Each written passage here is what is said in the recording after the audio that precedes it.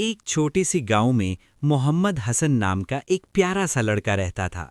محمد حسن بہت شرارتی تھا، مگر اس کا دل صاف تھا۔ اس کی ماں اسے بہت پیار کرتی تھی اور ہر وقت اس کے لیے دعا کرتی رہتی تھیں۔ محمد حسن کی ماں اکثر کہتی، بیٹا، ماں کی دعا ہمیشہ تمہارے ساتھ رہتی ہے، کبھی بھی برے راستے پر نہ جانا۔ مگر محمد حسن کو کھیل کود اور دوستوں کے ساتھ وقت گزارنا زیادہ پسند تھا۔ ایک دن وہ اپنے دوستوں کے ساتھ جنگل کی طرف نکل گیا۔ سب نے مل کر طے کیا کہ وہ جنگل کے اندر جا کر مہم کریں گے۔ محمد حسن کی ماں نے اسے منع کیا تھا، مگر وہ چپکے سے چلا گیا۔ جنگل میں جاتے ہی محمد حسن کو مزہ آنے لگا۔ وہ درختوں پر چڑھتا، دوڑتا اور ہنستا رہا، لیکن اچانک اسے احساس ہوا کہ وہ اپنے دوستوں سے بچھڑ گیا ہے۔ اب وہ اکیلا تھا اور جنگل بہت ڈراونا لگنے لگا۔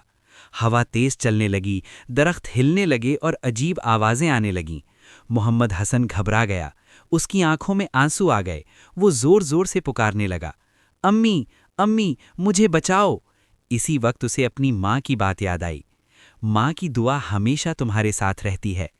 محمد حسن نے آنکھیں بند کیں اور دل ہی دل میں دعا مانگی، یا اللہ، میری ماں کی دعا کے صدقے مجھے محفوظ رکھنا۔ کچھ ہی دیر بعد ایک نرم سی روشنی اس کے سامنے نمودار ہوئی۔ وہ روشنی اسے راستہ دکھانے لگی۔ محمد حسن اس روشنی کے پیچھے پیچھے چلنے لگا۔ کچھ دیر بعد وہ جنگل سے باہر نکل آیا۔ وہ بھاگتا ہوا گھر پہنچا اور اپنی ماں سے لپٹ گیا۔ اس کی ماں کی آنکھوں میں آنسو تھے، مگر وہ خوش تھی کہ اس کا بیٹا خیریت سے واپس آ گیا۔